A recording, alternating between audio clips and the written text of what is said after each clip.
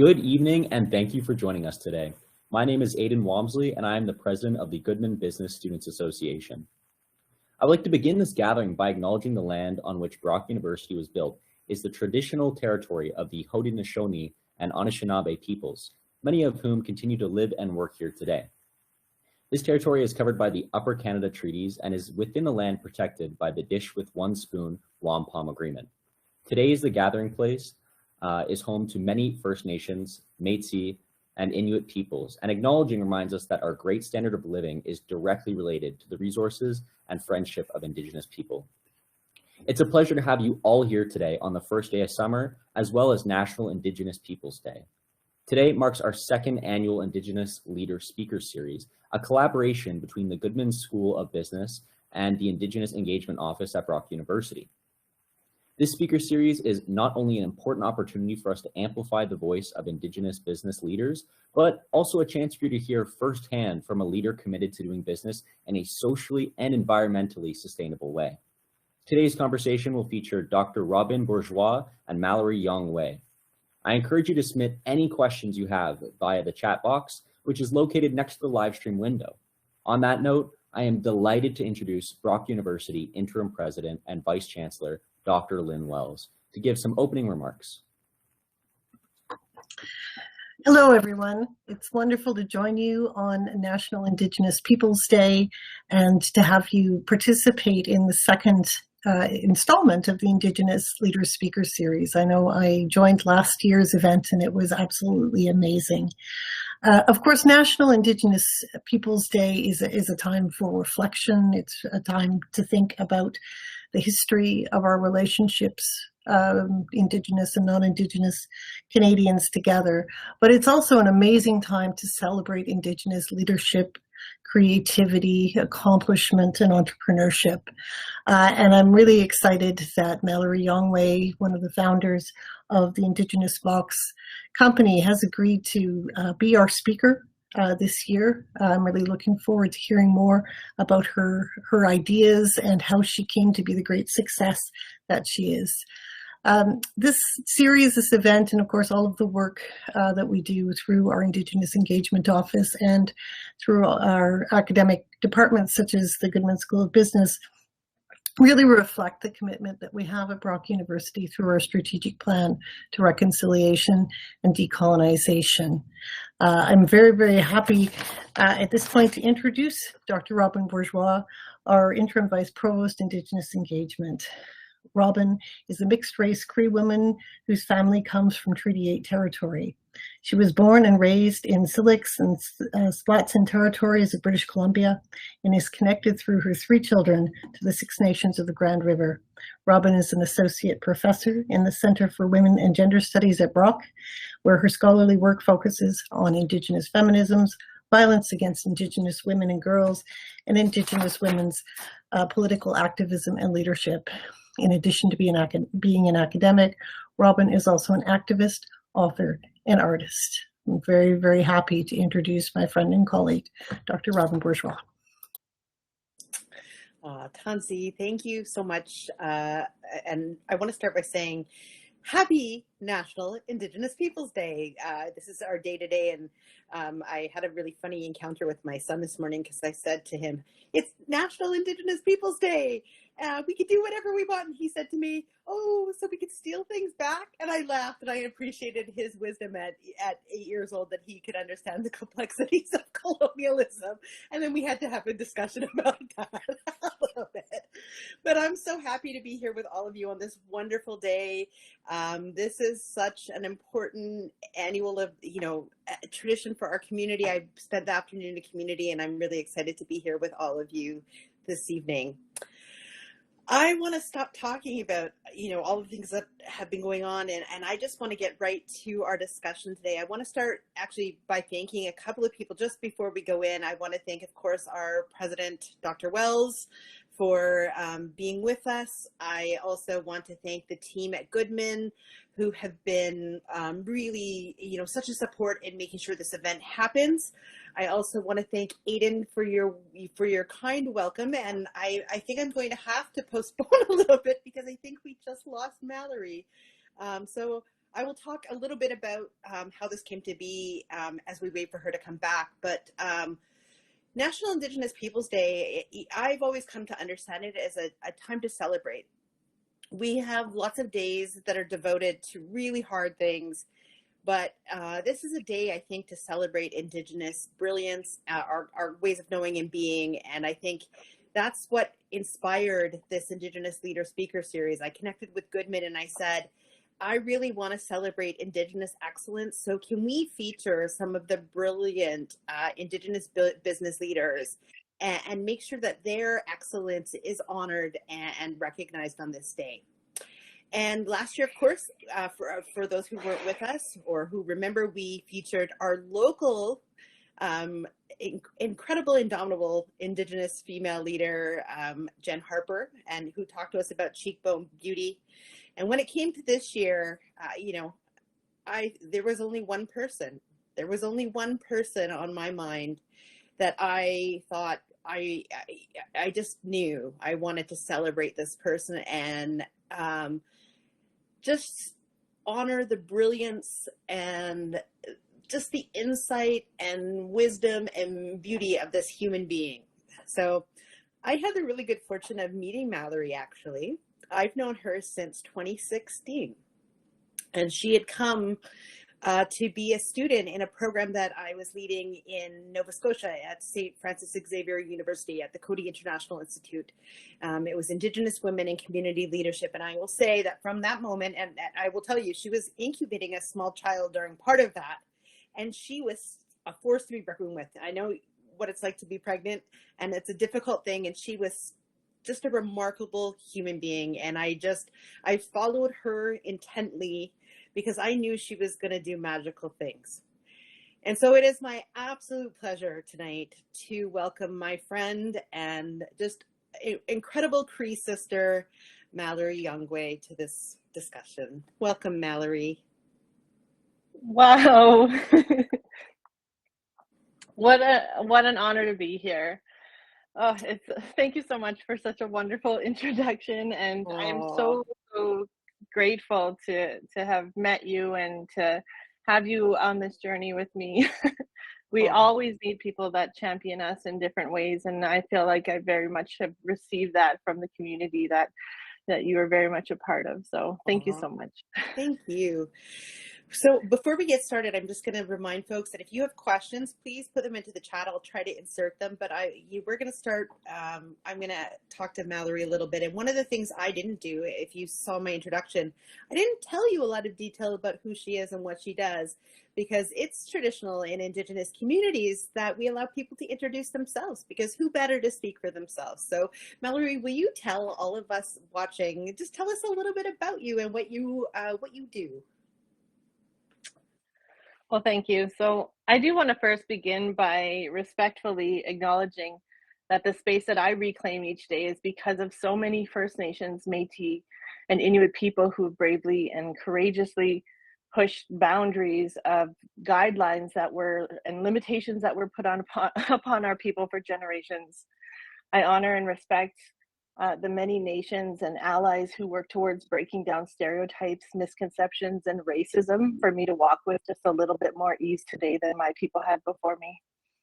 I do honor them in a good way, and I accept my responsibility to continue to champion the legacy that we've inherited as Indigenous peoples of this land, and the legacy of greatness. So Gakio, Gitatamskatinao, Mallory Yawnghwe, Ninsigasun, Peter Jackson, Egwa, Teresa Anderson, and Egegwak, Oniskapone Kotsinia. So greetings, everyone. My name is Mallory Yawnghwe. My parents are Peter Jackson and Teresa Anderson, and we come from the Satellite Cree Nation in northeastern Alberta in Treaty 6 territory. I'm so honored to be here. Thank you so much, Mallory. Now, why I was so inspired to invite you here is because of this. I have to tell you that getting this box in the mail every season is the highlight of that time. I look forward to it every month, and I have been so inspired by your journey with this incredible gift that you've given so many people. So will you tell everybody who's listening a little bit about Indigenous Box, where the idea came from and what it attempts to achieve? Yes, absolutely. So Indigenous Box, I'm the founder of Indigenous Box Incorporated, and we have been in business 15 months. Um, and we create collections of products from Indigenous owned small businesses, medium businesses, even well-established businesses. And we put together collections of products that allow for our customers to discover Indigenous people accessing modern forms of commerce just like everybody else, and elevating their communities, their nations, their families, and doing it in a way that is on our terms. Indigenous people in business, and elevating the profile of Indigenous business in Canada. And so we have two streams of business. We have our B2C, which is our business to customers, our subscription box, which offers 4 seasonal boxes a year. We're just gearing up to send out our summer celebration box. In the fall, we'll have a fall abundance box, our winter hibernation, and our spring renewal box. And on the other side of it, we create collections of products for organizations all across Canada, whether it's major multinational global corporations all the way down to universities. So we've served nearly 25 universities across Canada in the last 15 months, and shipped our boxes all over the world. So we've seen incredible success, and it means that Indigenous people, we're putting money back into the pockets of Indigenous entrepreneurs and championing these entrepreneurs and artists and authors in a way that is true to our values as Indigenous people, to champion one another and to walk forward as a group, as a collective. That's always one of the things that I love so much about this, is how that you've really honored sort of our traditional economic practices, where we would redistribute wealth and we would lift each other up. And so I was wondering how you came up with the idea, and was it influenced by your teachings as a Cree person? Absolutely. So my dad, and the reason why I always introduce my parents is because I honor them every day in a way that is just, I'm here because of them, and the things that they went through in their lives and the sacrifices they made. I'm the first generation of my family to not attend residential school. And so what my parents gave me were strong teachings to build our community up in a way that is meaningful, in a way that will have a long-term effect, in a way that allows people to see opportunity in places that weren't meant for us. And so my dad is a hunter. He's a traditional hunter in our community. And my mom always had this beautiful garden that we always lived in abundance, and we never felt the scarcity because my dad just always provided for us and our community. And that teaching that he gave me was that, sometimes and this is actually just very recently that I went home and I said, well, why do you give out everything that you hunt for? And my dad, I should mention, he's nearly 70, but don't tell him I said that. So I said, why do you give out everything that you take down, like, so if he kills a moose or something? And he says, well, if you give it to the people, they will pray for you. And in turn, the next time you go hunting, you will see abundance. And that's very much the living, breathing foundation that is Indigenous Box. The teachings that I have to champion each other and to support one another.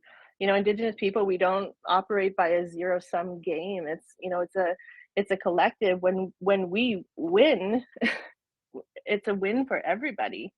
And so I wanted to create Indigenous Box to allow Indigenous women to feel like VIPs, and I wanted people to discover, just how incredible our people are, and to really shed light on the legacy. I mentioned the legacy of greatness, but the media, the negative media narrative about Indigenous people is just different from what I grew up in abundance. And I wanted to showcase that. I wanted to show, hey, Canada, take a look at what our people are doing. I can mention that there's so many stats that support this. Like, Indigenous women are starting businesses 9 times the national average. Our population is growing at a rate 4 times faster. Over the next few years, we have nearly 750,000 youth graduating and going into these careers and thinking, okay, here's an opportunity for me not only to take up space, but for our nations to continue to reclaim the space that we once held. And so Indigenous Box comes from a love for my people. It comes from the teachings that I have as a Nehio Esqueo, as the gateway to our communities, and to take on the responsibility to show our young people that they belong here too. Thank you for that, Mallory. That's such a beautiful explanation of what the magic you're creating, I think. One of the things when I was proposing this, and you as the guest this year, and I was talking to the Goodman School about this, I said, one of the things that blows my mind about this whole adventure is that you started it during a global pandemic. I'm wondering if you could talk about the decision to start a business during a pandemic and kind of the challenges you faced, but how you dealt with those things. I think folks would really love to hear about that. Well, that's a good question. When I first started Indigenous Box, I had graduated in 2018, supply chain management background, and I wanted to do something that was outside of what we already knew. And I was working actually for the public service and infrastructure. So in that, I got to teach all these courses about Indigenous cultural awareness training, and it was wonderful. It was so great because I got to like help open people's eyes to what was happening in Canada, you know, all of the negative statistics and all of the possibilities of the future.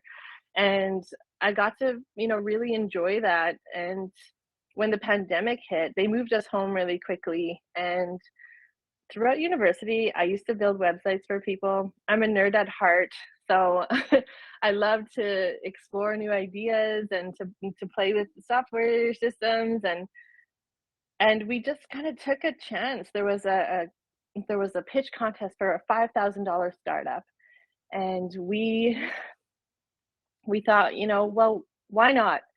And we were building websites for people who were selling, you know, previously selling at powwows to selling, all of a sudden having to learn how to sell online. So I had a mentor of mine, a really good friend.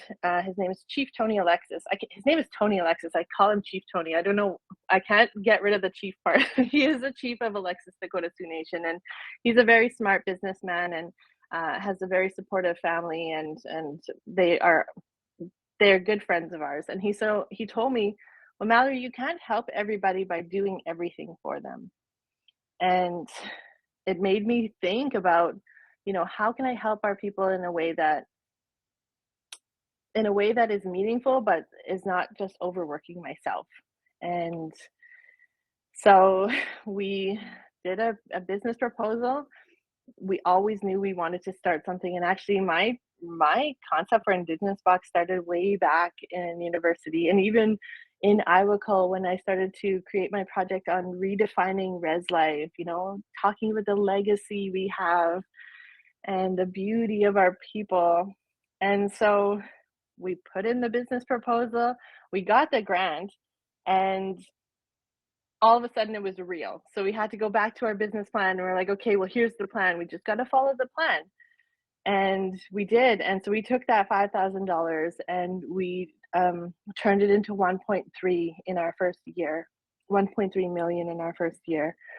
And that meant hundreds of thousands of dollars back in the pockets of Indigenous entrepreneurs. And I was so proud that we were able to do something that brought our community together. You know, things that came up were challenges were online things, a lot of lateral violence in the beginning where people, you know, doubted me, and I doubt myself all the time anyway. So I was like, you know, I don't need other people doing that, but I pushed through it, and I knew that I belonged in a space like this, and I knew that I wanted to do something that was, you know, true to my values as an Indigenous woman, but also brought in the teachings that I learned in a Western institution, you know, supply chain management, reestablishing what I call the original supply chain, you know, Indigenous people participating in trade and commerce all across Turtle Island. And we did that, and we are we're 15 months in. We have been really pushing forward to ensure that we can remain sustainable. We brought on new staff, and just there was a lot of hiccups, but everything was a learning curve. And I told myself that everything is figure outable. Every single problem that we faced, every challenge that came our way, we figured it out. And we just established our problem solving mindset right away. And we just knew that like all of our ancestors were here in the warehouse. Things would just work out so great. And yeah, it's been a learning curve for sure. A lot of ups and downs. Absolutely. And I mean, of course, the pandemic adding levels to that people aren't prepared for. But what kept you going? What kept you during the hard times? What kept you committed to following through with your vision for this? I mean, supporting Indigenous entrepreneurs. I tell this story all the time but it makes me cry. And so I'm going to try to tell it without. When we first launched Indigenous Box, we launched 2 weeks after we incorporated. And there was a girl from my community who bought a box. And, the Facebook Lives, I would always watch and try to watch everybody's Facebook Lives. And she was opening the box with her twin daughters. And they were just little at the time. And they said, "Mommy, that looks like you," like pointing to the logo on the box. I'm not going to cry. But it reminded me that there are so many young people. See? Waterworks. So many young people that don't see themselves represented in mainstream commerce or mainstream media. And I wanted to show them the opportunity there. I, grew up on the res. I'm just a res kid with a dream. And I wanted to show them that, like, you can just be a res kid with a dream and intention and good teachings and do some really good things. And so that's what drives me, is doing it for kids and taking up space in spaces that weren't meant for us. See, I almost didn't cry. Oh, that's beautiful. But it's so true. I was in Winnipeg over the weekend, and I went to Feast, the restaurant.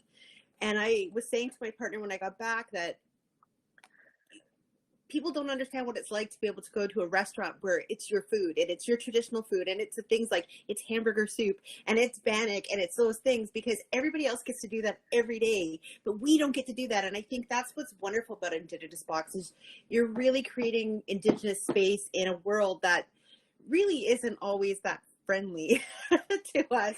And we're celebratory of some of the amazing things and the skills and our gifts and our talents. And I love that very much about this whole initiative. I think one of the places I would love to go next, and I'm going to be cautious in heading here because I do respect privacy, and but I think one of the things that I love, and it's so beautiful, and I hear you talking in we, so I'm hoping that this is where we're headed, but I happen to know that this is a family affair. And, I was watching a video this afternoon about the launch, and one of the first products was created by your daughter. And so I was wondering if you could talk to us a little bit about the role of your family, especially because I think, the business model, or at least what I hear constantly from entrepreneurs in the mainstream system, is, you don't do business with family. You don't incorporate your family. And yet here you are, very much a family operated business. So will you tell us a little bit about that? Absolutely. And I have a funny story to share about that too. So it was me and my husband. We started packing boxes in our basement, and late at night after my daughter had gone to sleep. So I have a 5-year-old, so she's 5 now. Everybody has a role. My husband helps support me in so many ways. He's a very magical person. My daughter, my oldest, she was 13 when we launched this, and our very first vendor, our very first entrepreneur. And she created these beautiful little button earrings with kokum scarves on them. And it was just incredible to watch her. Like, it was a huge order that we put in because every box got a pair, right? And so she's not only doing one for each box, she's doing 2. And she worked so hard into the night, and she calculated all of her materials, she procured all of her products, put together an idea of all of her time that it would take her to create these pieces, and then she scheduled herself so that we would have the products on our launch. And so obviously we told her quite ahead of time that we were going to use her, but that was her role. And since then, she's been packing boxes. She's 14 now. She packs boxes. She comes to help, and she will come here and just put on music and make sure to remind us to have a really good time. But our 5-year-old as well, Ella, she is so spunky, and her role is to make sure that mom and dad take breaks, to take creative breaks. We have a train down here, and we go and play with the train, or we'll have dance parties. Because mom and dad, when you're working and building something, it's really hard to take your focus off. It's really hard to take breaks. And so we're very fortunate that our kids have been so agile and allowing us to put so much of us into this. But they also have a role. And they'll even remind us to drink water. It's such a simple thing, but when you're busy, when you're an entrepreneur, you could go all day and just be surviving on your 5th cup of coffee or something. And then every once in a while, my 5-year-old will say, "How much water did you drink today?" So that's, been the most helpful, but we each have our roles. When we went to hire our first employee, we put a job posting up on Indeed, and we got a ton of applicants in the first 24 hours. And so we quickly took it down, and a friend of ours shortlisted the candidates.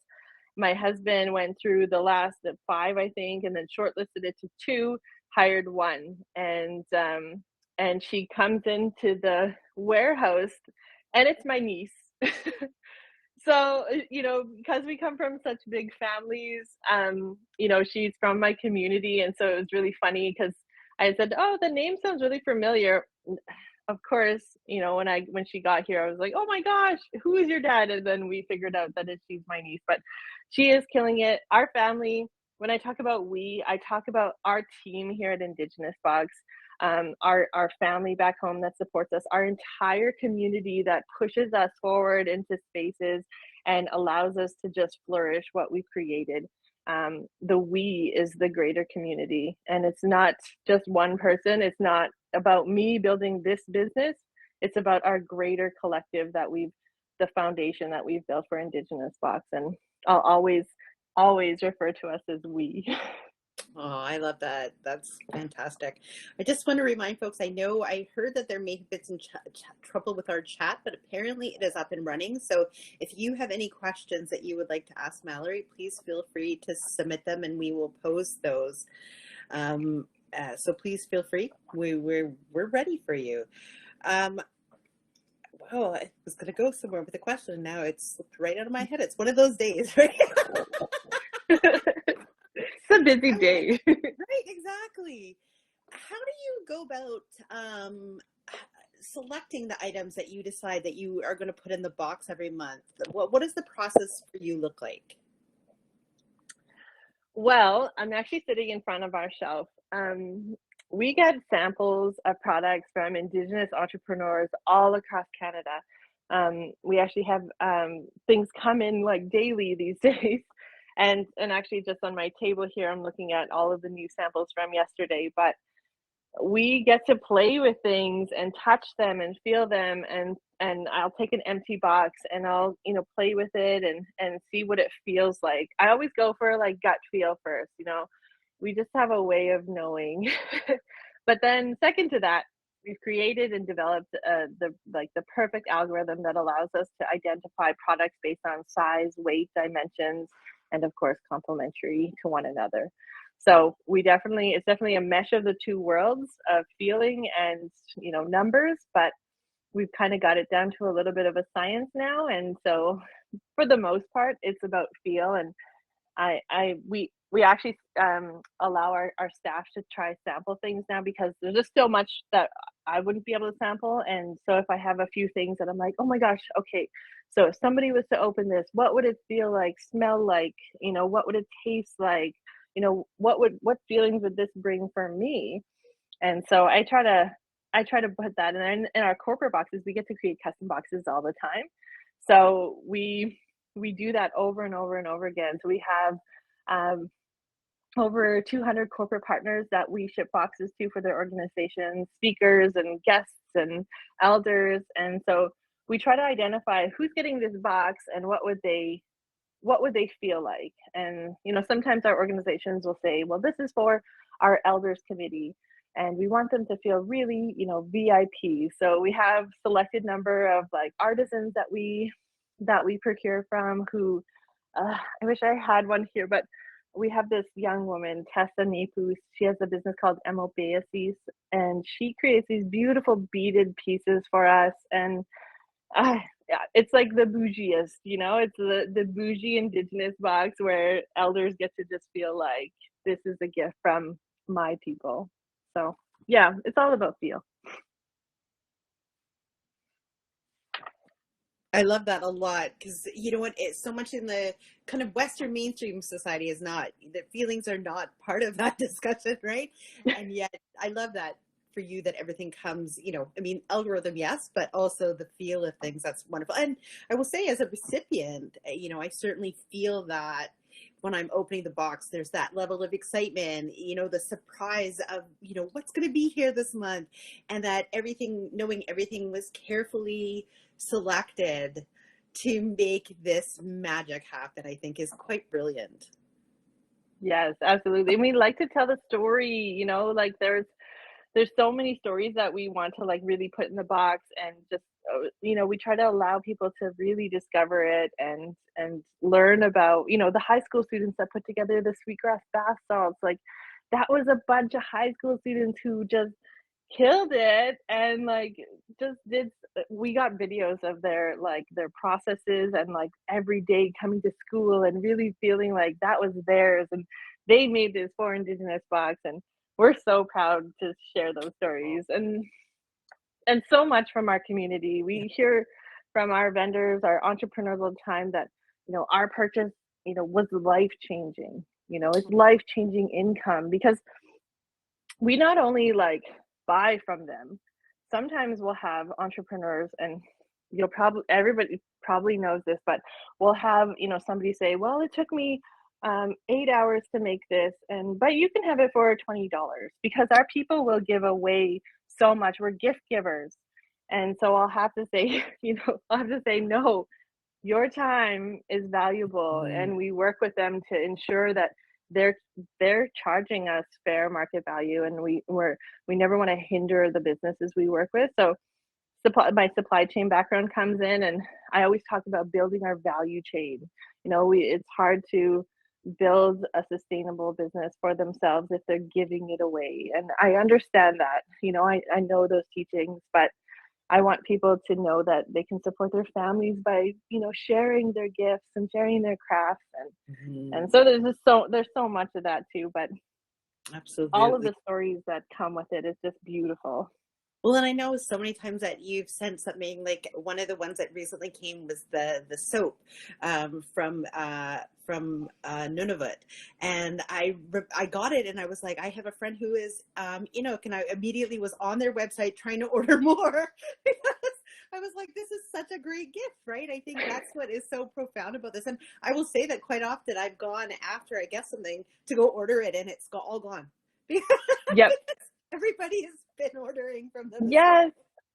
Our intention is to allow our customers to become their customers. Yeah. And, 1 minute they're selling at a farmer's market, and then the next week they're in every corner of Canada. We have subscribers in every province and territory. And so it's beautiful. It's people coming together collectively to make change, to create the future they want to see. And this is just one way. Our people are, just since starting Indigenous Box, and I get to sit and have tea virtually with everybody, I get to learn that every single entrepreneur, every single business or artist that I meet with has the intention to build community or do something for our greater like Indigenous people. So it's empowering. That's like the medicine for my soul. I love it. We have a question from the audience. Someone has asked if there is a fee for the or for the folks who whose product you secure for the boxing to be involved. Is there a fee? No. We buy directly from our businesses. They obviously put their time into meeting with me because I do request meetings with everybody to, chat. I do cook 'em teas, virtual teas with everybody where we just sit and like this and we have tea and we just chat about, what does success mean for you? And every single time it's like economic sovereignty. It's about empowering our own people. It's incredible. It's the most powerful conversations. Like, and my husband says, you have to record some of these, but also it's my time to connect, so it's just like, it's my own medicine, it's that power, but. Oh, absolutely.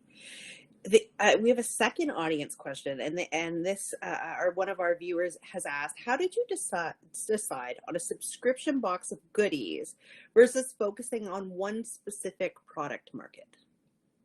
Well, in our communities, each one of us come together with gifts. Each one of us is a gift in itself. And so when we bring ourselves together, good things happen in numbers. That's why Indigenous people, we always come together for vendor markets because we know more people will come. We know that, it's our gift is complementing the other gifts in the room. Indigenous people, we never work alone.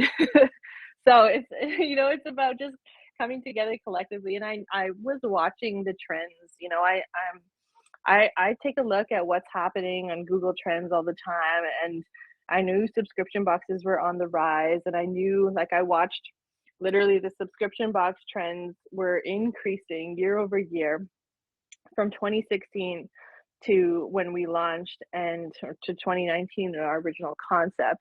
And then the corporate gifting side it's like a nearly $3 billion economy in our market in Canada alone. And so there's nobody in Indigenous world that is doing corporate gifts that will fill that need for, big organizations like our nearly 200.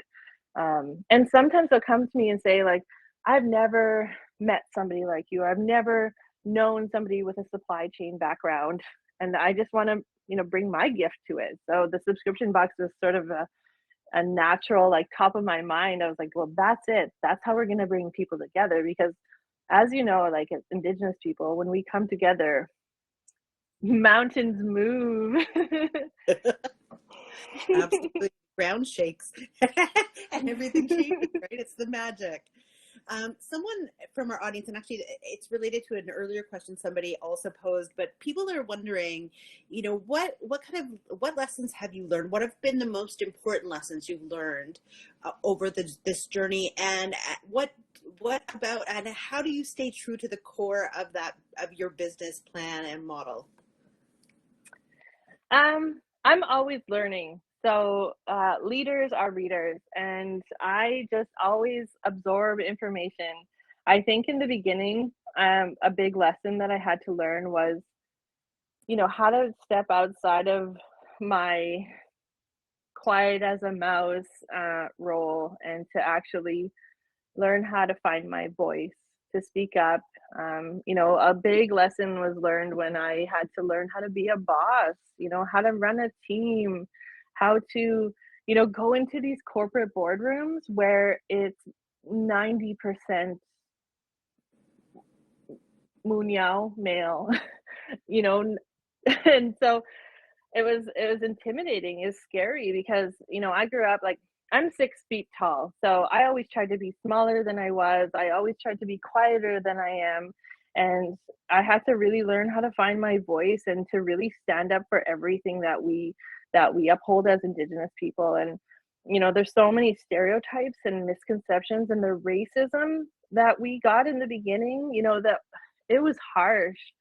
And people would say, well, she's a pretendian, and all these, like, really nasty things. And my family would come to support me, my community would come to support me, so I didn't have to internalize that. But I was like, well, maybe maybe I am, maybe was I adopted? And I would start to like ask my parents these questions. I'm like, am I lighter than I'm supposed to be? Or like, just the silliest things. And uh, it was hard because I had to like really separate myself from a lot of the negative stuff that was being thrown at me. And but then I saw like our people coming to bat for me, and so many people from my nation would be like, she's our own, stop trying to like she's got 10,000 people behind her. And so like I felt very supported, but it was a very tough lesson to learn to all of a sudden be like we're on the Indigenomics top 10 to watch, the list for 2022. And then suddenly people are watching you and you're like, oh geez, okay, well that's what I've been avoiding my whole life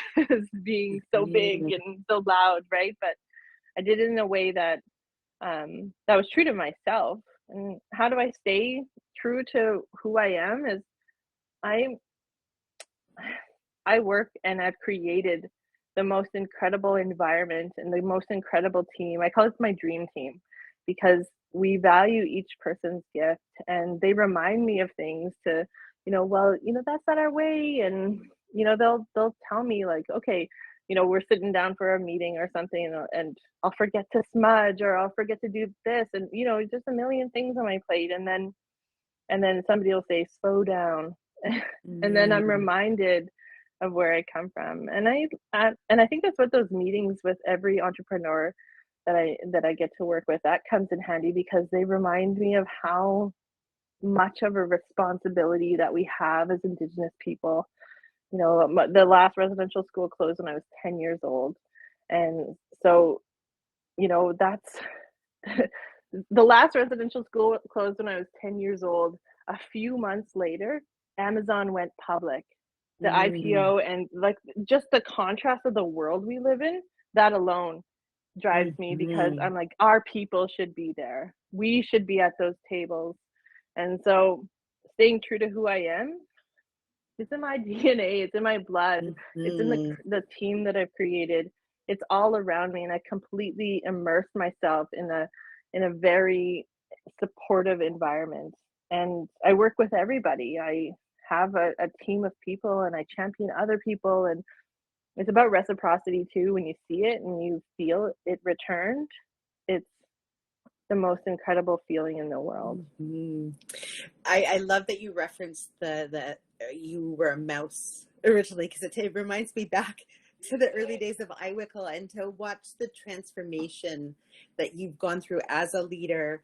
And I remember you at the start of this and what that was like, and now to see you, this force, absolute, now I'm seeing the eagle and the raven in you come out, and it's so beautiful to see. You've just blossomed into this incredible leader, and I have to say, I'm so proud of you.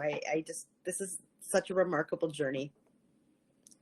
Thank you. We have another question from the audience, and I'm going to read this directly. This person asks, sometimes businesses like Indigenous Box that are built on key values aren't necessarily economically successful, but you seem to have found the sweet spot. What advice do you have for our students who might want to take a similar approach to business?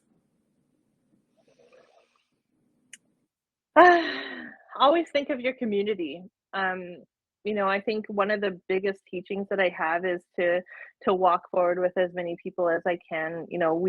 We come to these tables with the intention to build our communities and to be true to who we are. And I think if I had any advice for anybody, it's just to surround yourself with our own people and listen to them. My whole intention is to just be open and generous with my time and my listening. And I want people to see that, and I want people to know that, if we just work together, that's like the answer to all of it. But I think, as you go, you're going to have to learn, and there's so many lessons that, we're learning every day, and just to be open to learning. We've only been in business 15 months. People will say, bring me in as a SME, a subject matter expert. And I'm like, no, I am still learning. I have so much to learn. But if you're open to learning and you're open to making mistakes and you know that they're going to come, be ready. Make sure that you remember that everything's figure outable, and just identify your own strengths. Move forward with your own strengths. And, we don't have to know everything or be an expert at everything, but know how to bring a team together. I always say to my team, I hired you because you're smarter than me. You want to be the one that is hiring the people who know better than you. And so my team is a dream team. They have their gifts. We share in our gifts and we bring together people. I love that you shared that, because that's something that our mutual friend Kitty often says to me. You don't need to know everything. You need to know people who know things and have the wisdom to bring them together. And I always think that was such an important lesson I've learned from her again and again, right? I think that talking about knowing that you're going to make mistakes kind of leads to a question that has come into the chat about if you could talk about one of the challenges or any challenge that you faced over the last 15 months and talk a little bit about how you overcame that. There's an interest in the audience to hear that story from you. Sorry. Oh gosh, which mistake? I make mistakes all the time. Okay, so I think it's realizing that I need to ask for what I need. One of my biggest weaknesses is to be a perfectionist. I always need to handle everything. If and my husband drives him crazy, but I would say, "Oh, can you do this?" And I'd be like, "Actually, you know what? I'll just do it because I can do it a certain way." And I had to put that out the window because there's not enough time in the day. I had to really separate myself from certain things so that I can focus on, the strategy, focus on like building the supply chain, the inventory, like all of these other things where I had to like really hand off things. And it took me a really long time. My team I would say to them, "Hey, you think you can do me a favor?" And they'd be like, "Hey, so it's not a favor. I work for Indigenous Box." And so they really have to coach me on that in the beginning. But that's all part of finding my voice. I think that was my biggest weakness in the beginning, was really asking for help. Indigenous people were like, "I'll just do it." Native women, "I'll just do it." We're stubborn, right? And so that was my biggest lesson. And I really had to work at it. I listened to podcasts, how to really delegate work. I read all the leadership books, so many books from so many incredible people. And I had to like think about it with like, take it with a grain of salt, because there's like a lot of business books are written by, Muniao white men. So like, just different contexts, different situations. It was all for one and one for all is what I hear. But, with what we created, I really had to like, create an environment where everybody had a voice, but also that it was, still my decision making. And so that was difficult. But I think I got through it by reading a lot, always listening to podcasts. And also like my biggest advice is to be mindful of what you consume everywhere. I can't scroll on Facebook and Instagram anymore because there's negative comments sometimes, and sometimes they're directed at me, or sometimes they're directed at my team, or something like that. Or Indigenous people in general. I can't not stand racism, but it makes me fired up, and I'm like, I can't do that. So I always have to be mindful. Okay, well, what am I getting out of listening to this? What am I getting out of scrolling for 20 minutes? Or is there something that I'm going to learn from this? And I had to really protect my mindset. I'm a positive person. People used to call me a hopeless optimist, and I always used to say, well, things will get better, or it's the glass is half full. That was my mindset. And really acknowledging that sometimes like positivity could be too much for other people. And I just really had to like identify, of course there are challenges, of course there are negative things. I'm going to take that, I'm going to put that in a box right here, but I'm going to focus on myself. And everything along that way, it's like you're going down a hallway and things are thrown at you. In modern day where social media, news, everything, there's things everywhere, but you always have to be mindful and protect your mindset and ensure that you can focus and have that vision. Mm-hmm. I think that was my biggest lesson, and I had to, really stop with the scrolling. I had to stop with so many things, or reading books that that I just disagreed with. My husband would be like, "Don't read that if you don't like it." I'm like, "But it gets me so fired up," and and but there's no need to feel stressed about that. And that's how sort of I protect my stress level too. It's just to ensure that I can protect myself. Mm-hmm. One of our, and I think we've kind of hinted at this throughout, but what advice do you have for future entrepreneurs who are, eager to get started? Oh my gosh. Everything is about making space. Space happened to Indigenous people. And if you're an Indigenous entrepreneur looking to get started, know that the space that you reclaim and each day is an act of responsibility towards our people. Know that this space is because of so many that have come before us. And I thank them. There's so many entrepreneurs who in the beginning, even before when I was in university, who were taking up space, Indigenous entrepreneurs just doing things, Mm, taking risks. I saw them and I saw that as an opportunity. Like, if they can do it, I can do it. I can be there. And so know that it's a great responsibility. It's a great responsibility because it's our role as Indigenous people to collectively build and champion one another. That's the answer. And if it's entrepreneurship, just know that our people want to see you succeed. Don't doubt mm-hmm, yourself. There's mm-hmm, enough barriers out there with mainstream media thrown at us that we don't need to make our own. mm-hmm, mm-hmm. Absolutely. One of the members of our audience wants to know what you envision for the future of Indigenous Box. Indigenous Box is not about stuff in boxes.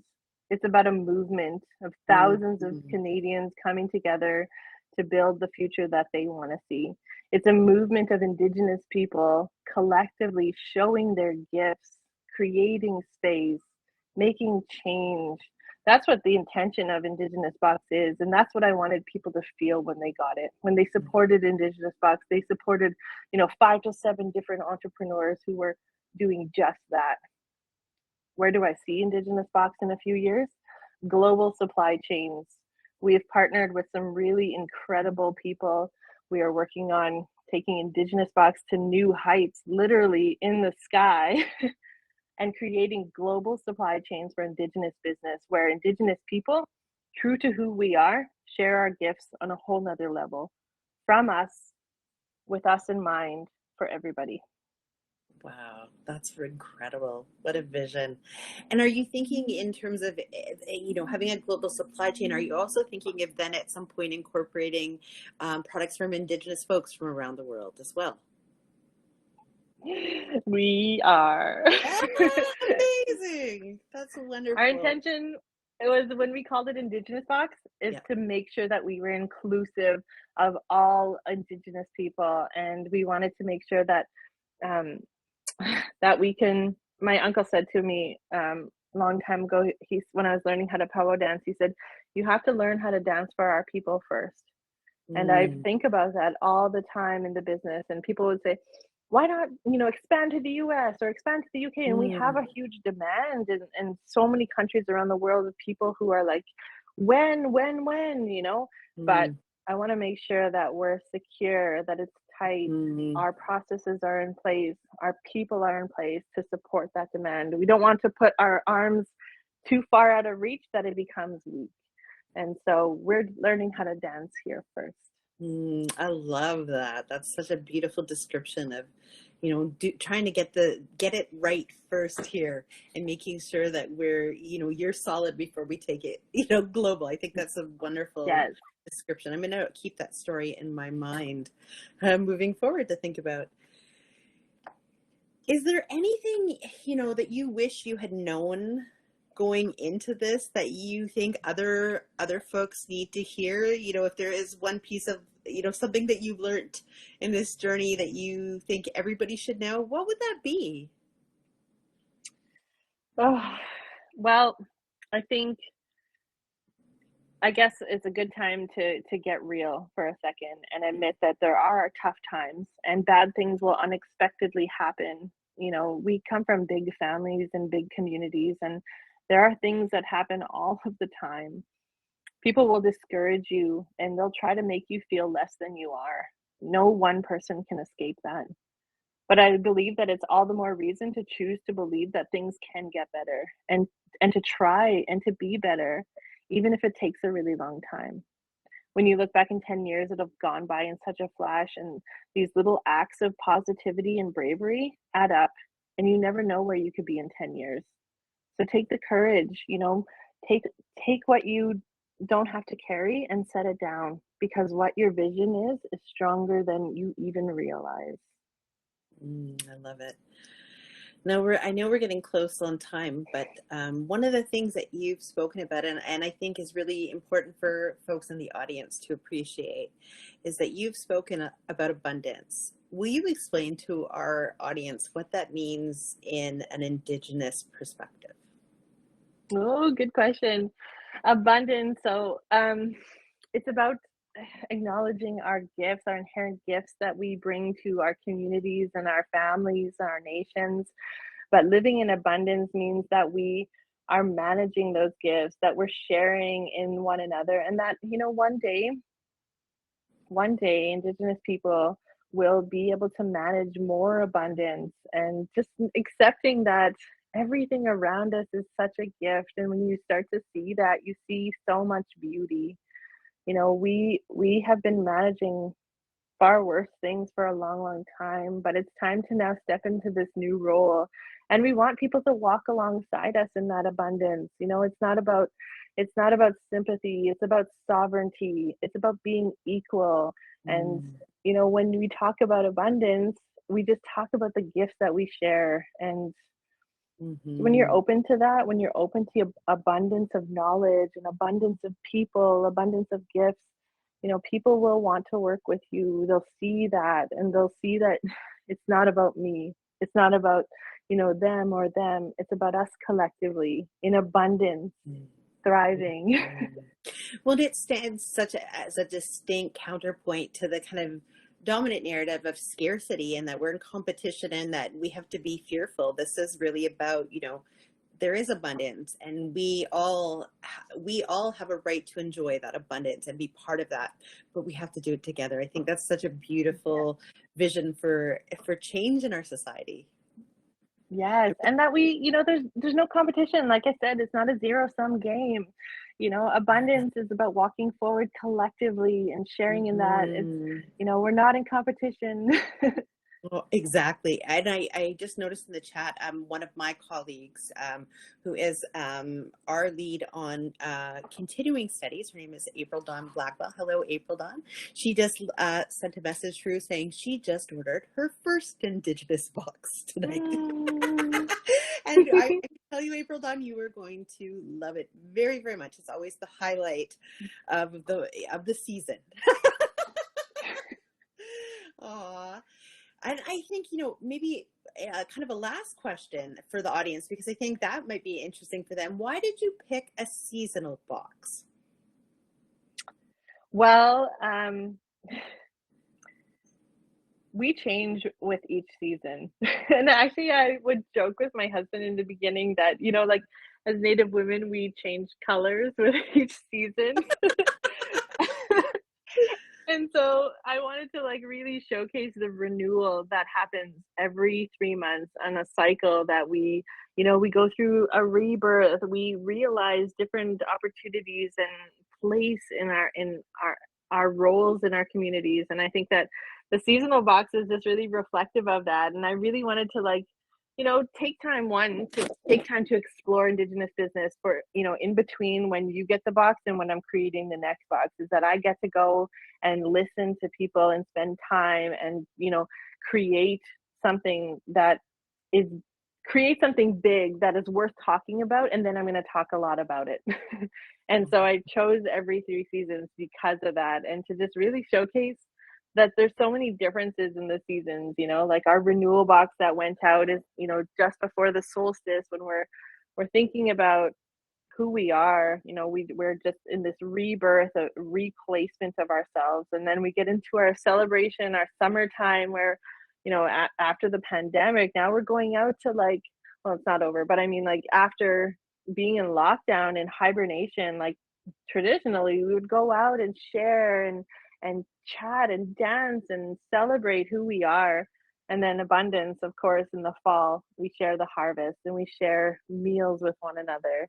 And then our hibernation is all about story, and it's about reflection, and it's about time of solace and inward, looking inward to ensure that you're on the right path. And so I really wanted to stay true to those values and bring them forward in those boxes. And so that's kind of why we chose the seasonal. Oh, that's lovely.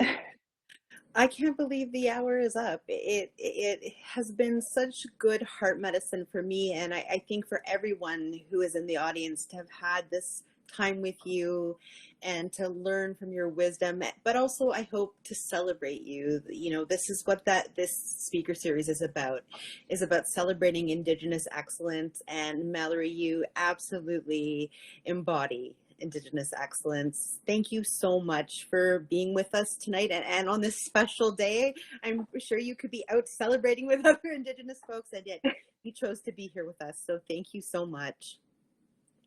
Thank you so much for the space to tell stories, to sit in abundance, and to really carry on my mission and our legacy of greatness. Thank you. Oh, you're so welcome. And, you know, thank you all to everyone the folks who have joined us tonight. We really, you know, this is such an important day, and we really appreciate you being part of this discussion. And I hope all of you have a wonderful evening. If you happen to be in St. Catharines, the party is not done downtown. So if you feel like heading down to the Performing Arts Center, there is a concert underway. I will be heading down there myself. But I want to thank you all for joining us for the second annual Indigenous Leader Speaker Series, and I wish you all a wonderful good night. Bye, everyone.